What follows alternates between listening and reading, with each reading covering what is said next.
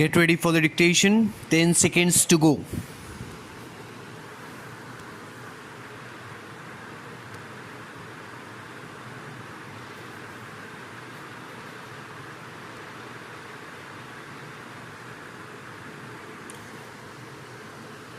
Start. After an exhaustive speech that my honorable colleague, the Finance Minister, has made, I have very little to say.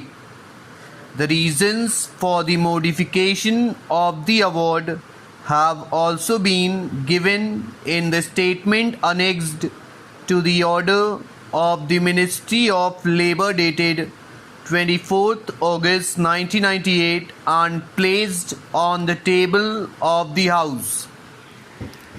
Ever since the publication of the Appellate Tribunal's award, when rumblings of growing discontent on both sides began to be heard, I have been greatly concerned on two accounts.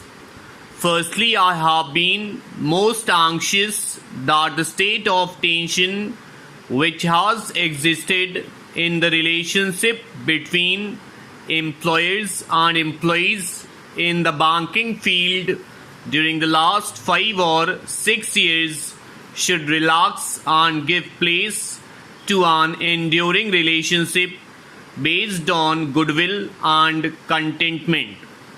Secondly, I have been equally anxious that while the terms of final settlement of the dispute should not be such as to injure the cause of banking in the country, they should be fair to the vast number of what are known as the lowest categories of bank employees and who have put up with much trouble and expense during all these years of costly litigation. It is true that government has been given the power under the Industrial Disputes Appellate Tribunal Act to accept, reject or modify the award of an industrial tribunal if and when government is satisfied that it is expedient in the public interest to do so. It cannot be disputed that the said powers should be exercised by government with due care and caution in exceptional circumstances and for very strong reasons of public interest, and that the modification of an award of an industrial tribunal by executive action is prima facie not desirable. I also subscribe to the views expressed by many honorable members that the sanctity of the award, which is in the nature of a judicial pronouncement, should be respected by conventions and precedents. Honorable members have heard from my colleague, the Finance Minister, how the full burden of the Appellate Tribunal award might have brought about a crisis in the banking industry. In particular, he has told the House how banking facilities in rural areas might have suffered a serious setback on account of the burden. The arguments that he has adduced are before the House, and I would request honorable members to consider them dispassionately. In point of fact, it would not have helped Tamil Nadu because of various circumstances and the priorities of movement, which is an obligation that is laid on me as Commerce and Industry Minister.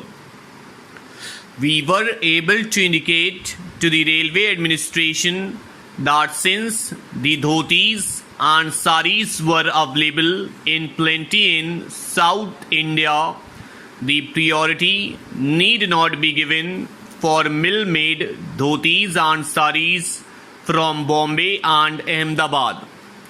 it must be conceded that the reservation artificially effected by means of utilization or a correct utilization of priorities has given Tamil Nadu an advantage far above the reservation that we have achieved by laying an embargo on mills that they should not produce more than 60% of dhotis they produced in the past. So the picture is not all the same everywhere. What is good for Tamil Nadu is not good for UP, Bihar, West Bengal, Orissa, Rajasthan and Punjab.